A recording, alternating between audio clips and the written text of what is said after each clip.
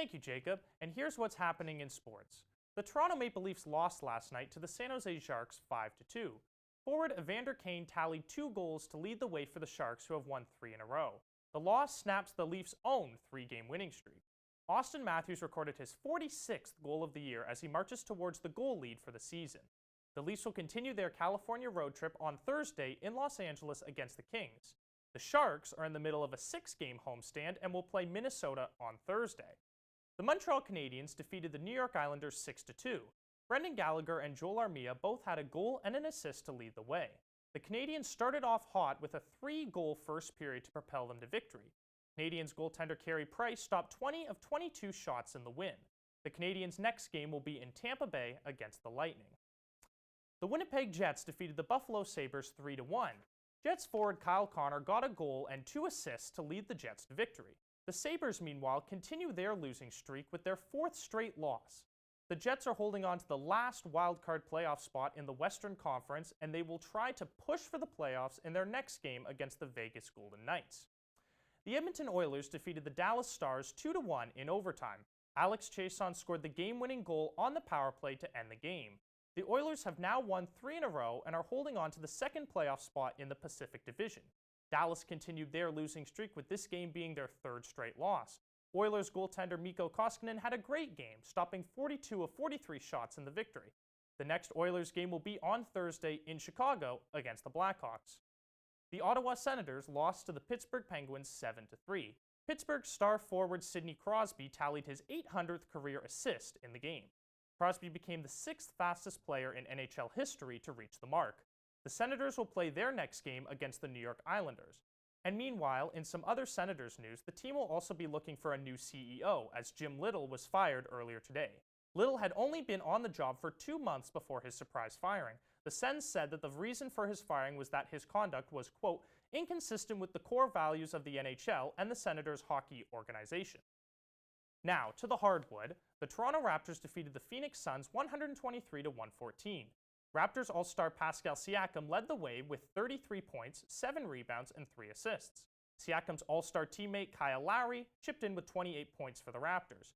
For the Suns, Devin Booker added 22 points and 10 assists in the loss. The Raptors had come into this contest losing their last 3 games and had regular starters Fred VanVleet and Serge Ibaka out before tip-off. The Raptors' next game will be a finals rematch in San Francisco on Thursday against the Golden State Warriors. Now for some Canadian content, Toronto-born guard Shai Gilgeous-Alexander had 15 points and 6 rebounds, but it was not enough against the Clippers, losing 109-94. Clippers forward and former Toronto Raptor Kawhi Leonard had a game-high 25 points and 8 rebounds to lead the way for the Clippers. Gilgeous-Alexander has been having a great year, as he is averaging 19 points, 6 rebounds, and 3 assists per game. His team's next game will be tonight against the Detroit Pistons. Director and die-hard New York Knicks fan Spike Lee continued his attacks on the organization. Lee called the Knicks the laughingstock of the league and will not be attending any more games this season.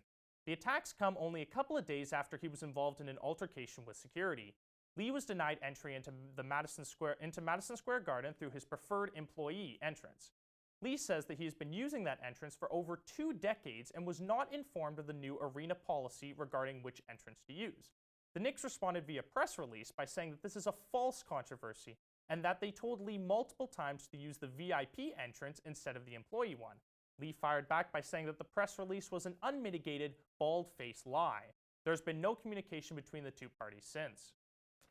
Both Humber's men's and women's basketball teams are gearing up for crucial playoff games in the OCAA Final 8. The 10th-ranked men's team advanced to the Final 8 last Monday by defeating the St. Lawrence Vikings. They will open up their OCAA championship against the Georgian Grizzlies on March 6th. Meanwhile, the 8th-ranked women's team secured their position last Monday by defeating the St. Lawrence Vikings. They will start their OCAA championship against the Sheridan Bruins on March 6th. Down in Dunedin, the Toronto Blue Jays are continuing their spring training with a game against the Tampa Bay Rays today. The Jays are currently at the top of the Grapefruit League with a record of 6-2. The Jays are trying to build up players such as Kevin Biggio, Bo Bichette, and Vladimir Guerrero Jr. as the youth movement continues in Toronto. Top prospect pitcher Nate Pearson has been very good in spring training, and the Jays will look to him as an ace of the future on the team. The Blue Jays home opener will take place on March 26th against the Boston Red Sox. Moving into the weekend, Toronto FC will play their first home game of the year against New York City FC. Toronto FC played their first game of the entire year last weekend, resulting in a 2-2 draw with San Jose. New York City comes into this game after a loss against Columbus Crew. Toronto is looking to rebound this season after losing in the MLS Cup final last year against the Seattle Sounders. To some international news now, Italy is planning to order all top-flight Serie A soccer games to be played behind closed doors. The sports minister, Vincenzo Spadafora, says that the move comes to help curb the COVID-19 outbreak, which in Italy is the worst in Europe. The government ended up canceling matches in the worst affected northern regions last month. Spadafora's announcement came as Serie A bosses were meeting to discuss the situation. Until now, they have preferred to postpone matches rather than play them behind closed doors. The epidemic in Italy has spread with over 2,500 cases resulting in 79 deaths. In Japan, the president of the 2020 Tokyo Olympics denied speculation that the Games might be canceled due to COVID-19. The speculation came after Japanese Prime Minister Shinzo Abe asked for schools to be closed this month. Companies in Japan are also encouraging employees to work from home. The number of confirmed COVID-19 infections topped 1,000 according to a Reuters calculation. The president of the Tokyo 2020 Olympics, Yoshiro Mori, says that the situation changes every day and that they need to have a flexible plan in place. Despite this speculation, International Olympic Committee President Thomas Bach is confident that the Games will begin as scheduled on July 24th. For our last story now, San Antonio Spurs legendary power forward Tim Duncan got to coach his very first game. Duncan, who was hired before the season as an assistant, took over when regular head coach Greg Popovich had to be away for personal reasons. Duncan led the Spurs to victory against the Charlotte Hornets. After the game, Duncan said that he enjoyed being in the, quote, big boy chair for a day. Now, back to Jacob Brooks with some more news.